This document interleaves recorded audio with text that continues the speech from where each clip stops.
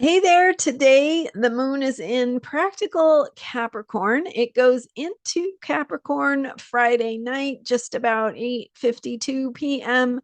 Pacific time, and then in the early morning Pacific time, so a few minutes before 5 a.m., the moon joins up with Mars in Capricorn, bringing in that energy of needing to go, needing to do something, needing to move, needing to take action.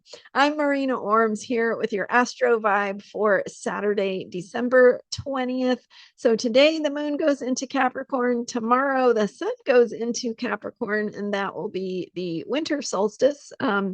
At least for the northern hemisphere, it's the solstice everywhere. But so the energy of Capricorn really gets us to think about grounding and practicality and how to implement maybe some of the big ideas we've been thinking about this week with a lot of Sagittarius energy and yesterday's Sagittarius new moon. So we're shifting kind of, at least with the moons for sure, from Sagittarius into Capricorn, where we went from Scorpio, right, where things are moving below the surface, and then into Sagittarius, where we begin to wrap our minds around and understand and find the words to explain what has been moving on those deeper layers, or at least to begin that process. And then the moon goes into Capricorn, where we get to think about what do we want to do with that? How to act in the case of Mars in Capricorn? How do we want to think about practically what it means for our choices, our routines, our self care? So, Moon and Mars in Capricorn, and with that Capricorn energy, we also very much want to think about self care, because not only self-care is not an indulgence. I'm going to be like saying that over and over again, like a broken record. So self-care, right, is essential, because how you treat yourself is a microcosm of how the world around you is experiencing caring, right? So how you are a force for caring, and if you think that you can care for others and skip caring for yourself, think about how that works in the long run. Just think about it for a minute. Is that really practical? And Capricorn is very practical. So, yes, you can temporarily suppress your own needs or ignore or deny them to take care of someone else or some other thing that's important to you. But in the long run, you can't avoid it forever, right? You're gonna feel it.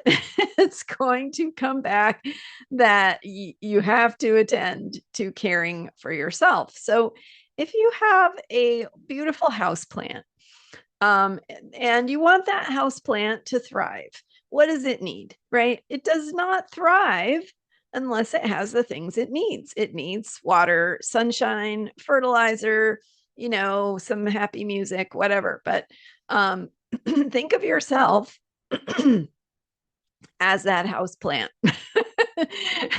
You will wither, you will curl up, you will dry up, you will not be your most vibrant self if you do not have those basic needs met. So, what are your basic needs? For a plant, it's water and sunshine and whatever the things the plant needs. What is that for you? What is your water? What is your sunshine? What fills you up? What reminds you of why the earth is a good place, or why your daily life is a place where you can thrive? What reminds you of that?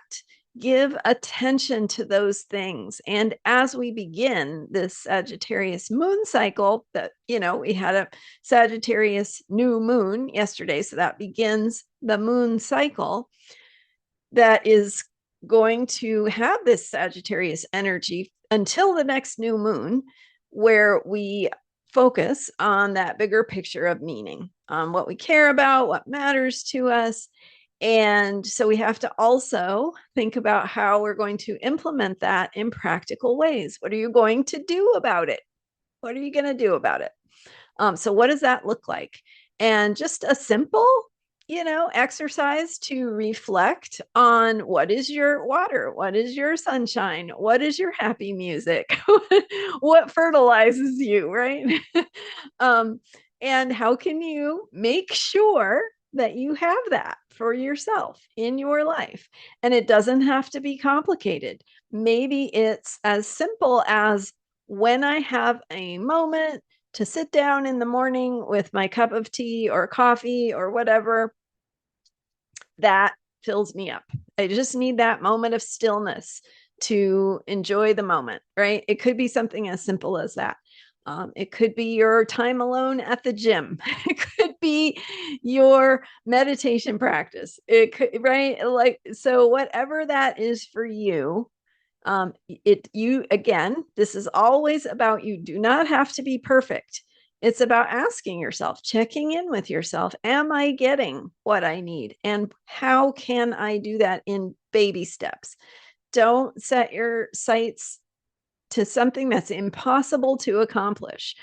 When I started doing this work, especially with self-care and with working with astrology to manifest outcomes, which is what I do, when I first started doing this, of course, the people I was working with, would set their intention, and it would be like, I'm going to take a day off for myself every week, and I would just be like, that is setting you up for failure. Because I mean, that's great if you can pull that off, but I would be, listening to their life also, and realize, that's not realistic. And so what happens when you create a goal for yourself, whether it's for your self-care, that's just not realistic, then there's this disappointment cycle that begins, right? And you feel like, oh, I failed to do that. I can't even manage to meet my own goals or take care of myself. And we just, as human beings, we just spiral. So I would say make it doable, really, really doable. And remember that sometimes 1 minute, 5 minutes, a deep breath, right, can make all the difference. So if all you can manage right now in your life is to take a deep breath while you're on your way to your restroom break or what, whatever it is, do that, right? That is where it begins.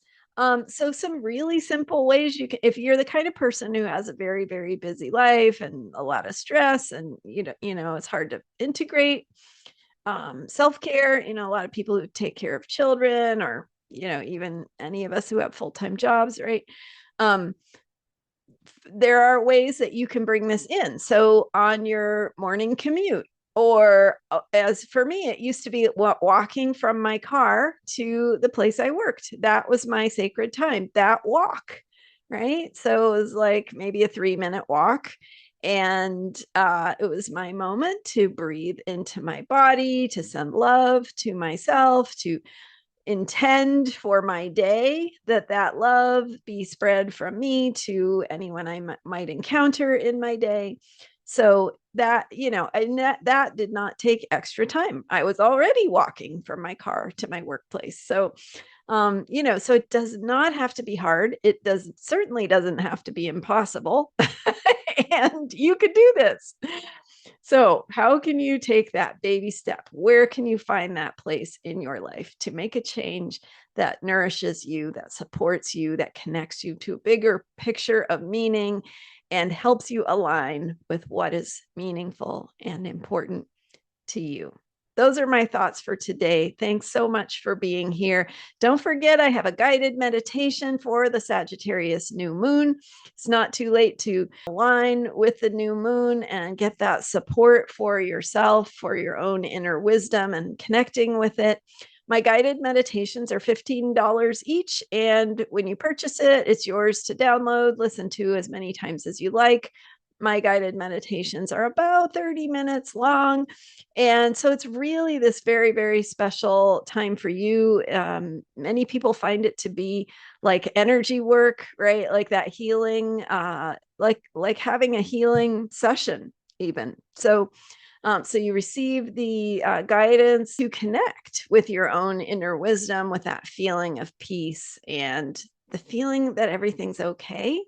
That's what you can experience in my guided meditations. And so I've got the link for that meditation for the Sagittarius new moon in the description for this video. Thank you for being here, and thank you for subscribing to this YouTube channel. I am here every day with astrology for unshakable self-care. You can learn more about me at astrologyheals.com or check out my member site, transformationalastrology.com. Bye for now.